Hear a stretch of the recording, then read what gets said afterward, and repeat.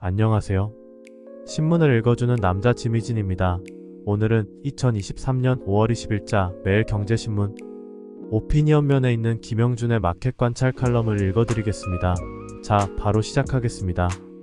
제목은 한국인에게 아파트가 특별한 이유입니다.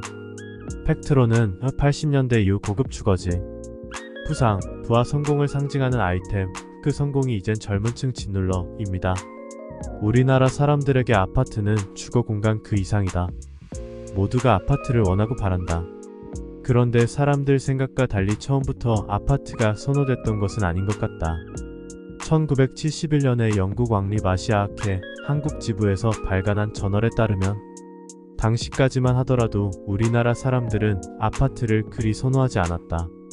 당시 국내의 사회학자들이 참여한 연구에 따르면 아파트는 우리나라 사람들의 전통적인 생활 양식에 맞지 않고 한국인들은 소유주가 되길 원하는데 아파트는 건물도 토지도 소유했다는 느낌이 들지 않는 데다 많은 가구들이 한 건물에 거주하기 때문에 생활 수준이 이웃에게 노출될 것을 염려했다고 한다.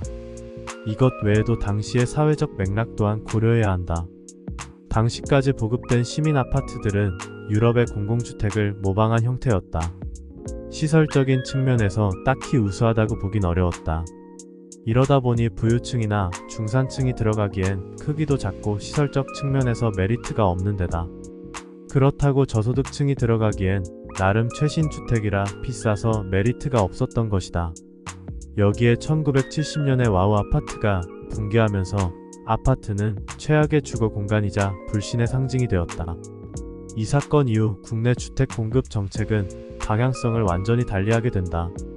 동부 이촌동 아파트부터는 고급 주택을 표방하게 되었고 이후에 등장한 반포주공이나 잠실주공, 압구정, 현대아파트, 올림픽 선수촌 아파트에 이르기까지 일관되게 중산층 이상이 거주할 만한 고급 주택의 형태로 지어졌다.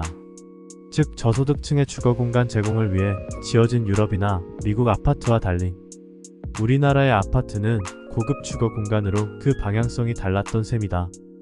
이러한 상황에서 아파트는 낡고 가난한 시절의 흔적을 지우고 이제는 잘 살게 되었다는 것을 상징하는 주거 공간으로 사람들에게 인식되게 되었다. 특히나 1970년대부터 이어진 본격적인 개발의 시대에서 아파트에 입주하고 아파트를 구매한 사람들은 부동산 가격의 상승으로 인해 큰 부를 축적했음은 물론이다. 이러한 경험들이 몇십 년에 걸쳐 누적되어 사람들 사이에 체화되어 왔으니 우리나라 사람들이 다른 어떤 나라의 사람들보다 아파트를 특별하게 여기는 것은 당연한 일인 것이다. 과거 시민운동에 참여했던 사람들이 아파트에 대해 부정적인 인식을 가지는 것도 이 개발의 역사에서 소외되고 밀려나간 사람들이 있었고 그 와중에 이권을 두고 폭력이 개입한 역사 또한 존재하기 때문이다. 하지만 그럼에도 불구하고 아파트는 대다수의 사람들에게 성공 그 자체를 상징하는 아이콘이 되었고 인식 속에 깊게 박혔다.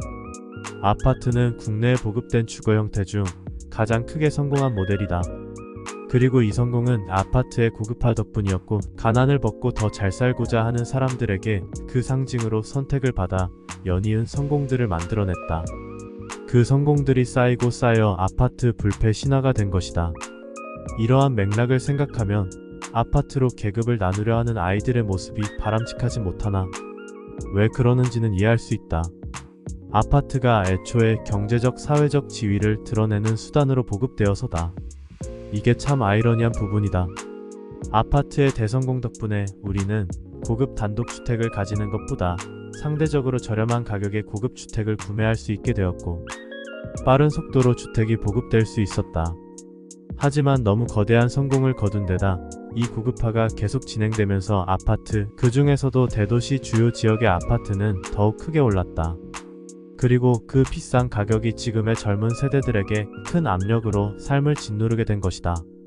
아파트가 우리에게 특별하기에 너무나도 거대한 성공을 거뒀기에 생긴 아이러니다. 이상으로 김영준님의 칼럼 내용입니다. 예전에 아파트가 성공의 상징이었다 라는 것이 까마득한 옛날 이야기 같은데 그런 아파트가 젊은 세대에게 큰 압력으로 삶을 짓누른다는 것이 마음이 아프군요. 오늘도 행복하세요. 내일 또 만나요. 제발.